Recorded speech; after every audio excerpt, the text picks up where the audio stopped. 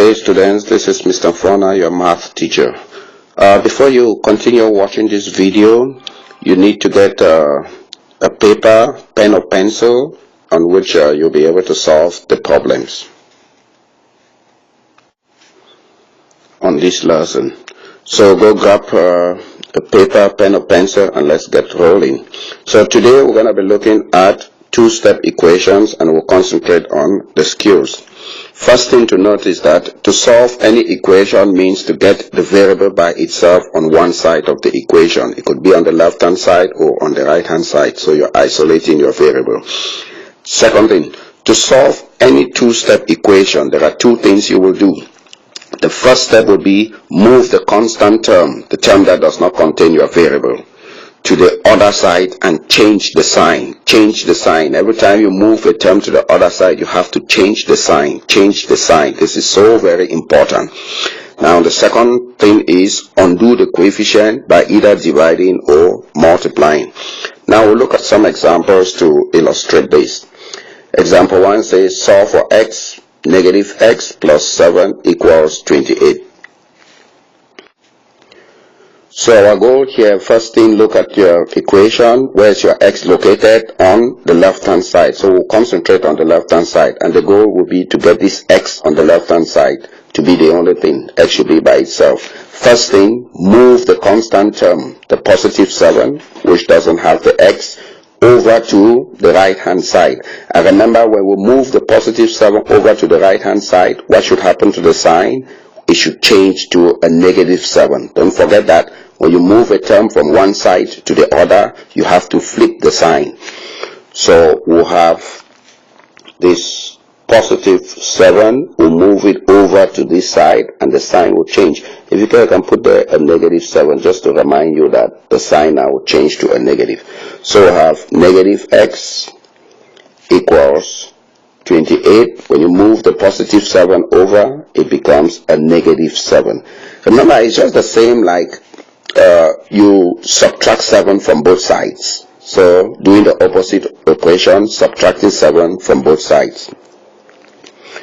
So we'll now have negative x is equal to 28 minus 7 will give us 21. Remember, negative x is the same as negative 1x. If you don't have a number by the variable or in front, it is a 1. So you can put a 1 there. Now to get rid of the negative 1, we divide both sides by negative 1, negative 1. That will cancel and you have x equals negative 21. We can go ahead now and verify our answer by taking negative 21 and replacing it where x is, and then see if the left hand side will give us 28. So we'll replace this x here with negative 21. That will give us negative, we'll replace the x with negative 21, put that within parentheses, plus 7. Is this equal to 28? I put a question mark because I do not know whether it will give me 28. Negative is positive, so we'll have 21 plus 7. Is that equal to 28? But what is 21 plus 7? That's 28. So 28 is equal to 28. So we are correct. Alright, so go ahead now and pause this video at this point and do problem 1 of the classwork. When you solve the problem correctly, your answer should give you negative 15. So that's your answer guide. Now we'll go on to look at the second example, which says we should solve for a. 3 minus 4a equals 27. So again, the first thing you ask yourself is on what side is the variable? It's on the left hand side, so we'll concentrate on the left hand side, and our goal is to isolate this variable, to get it by itself. First thing, we'll move the constant term, the term that does not contain the variable, over to this side.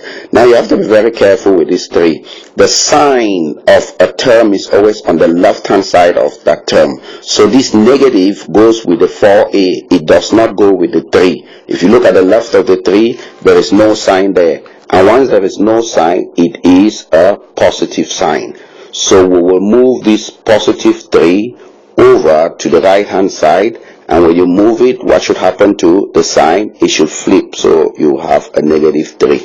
So on the left hand side, we'll be left with -4a equals, we already have 27. Now you move the positive over, it becomes a -3, and that will give us -4a equals 27 minus 3 is 24. To get a by itself, we divide both sides by -4. 24 divided by -4, that will cancel, and you have a equals -6. Now for us to verify our answer, we'll take this -6 and replace it here where a is, and then work out the left hand side to see if it will give us 27. So we'll replace this a here with -6. We'll have 3 minus 4. Every time you're replacing a variable with a number, use parentheses. So I have -6. Is this equal to, I'll put a question mark because I don't know whether it will give me 27. So I have 3. -4 times -6 is positive 24. Is that equal to 27? But what's 3 plus 24? That's 27. So 27 equals 27. So we are correct. Now go ahead and pause this video at this point and do the second problem of the classwork. Of course, you verify your answer. It should be -7 if you do it correctly. Now we'll move on to example 3, which says solve for x. 21 equals -5 plus 6x. So again, the first thing is, on what side is your variable? We see the variable is on the right hand side of the equation, so we'll concentrate on the right hand side. First step, move the constant term over to the left hand side. So we'll move this -5 over to the left hand side, which is the same like adding 5 on both sides. So when you move it over to the left hand side, what should happen to the sign again? It should change to a +5. So we'll have the -5 will move over to the left hand side, and if you care, you can put there, it will become a +5 when you move it. So now we'll have 21 plus 5 equals, on the right we'll be left with 6x. But what's 21 plus 5? That is 26, is equal to 6x. Well, remember, you are trying to isolate x. So your goal is to look at the side that has x. On this you have to get rid of this 6. So we divide both sides by 6, not by 26. We divide both sides by 6, the coefficient of x.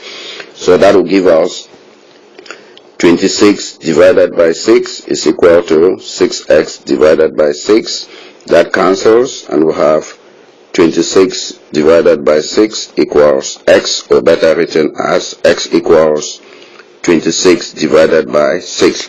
Now, you cannot leave your answer as 26 divided by 6 because 2 is common. So 2 will go into 26 13 times, 2 will go into 6 3 times. So you have x equals 13 over 3. Okay, so go ahead and pause the video at this point and do question 3 of your classwork. Again, that's your answer guide there. We'll move on now to the fourth example, which says solve for t. T divided by 20 minus 7 is equal to -13.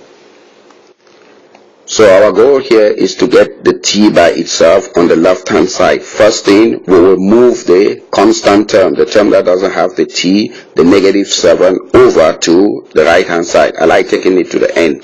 So remember, when you move it over to the right hand side, the sign will flip to a positive. So you have the -7 will go over to the right hand side, and it will become a +7. You see, it's just like adding 7 on both sides. So you have t over 20 is equal to -13 plus 7, which will give us t over 20 is equal to -6. -13 plus 7 is -6. Now, this is t divided by 20. The opposite of dividing by 20 is to multiply by 20. So we'll go ahead and multiply both sides by 20. So you have 20, you multiply by 20 is equal to -6, you multiply by 20.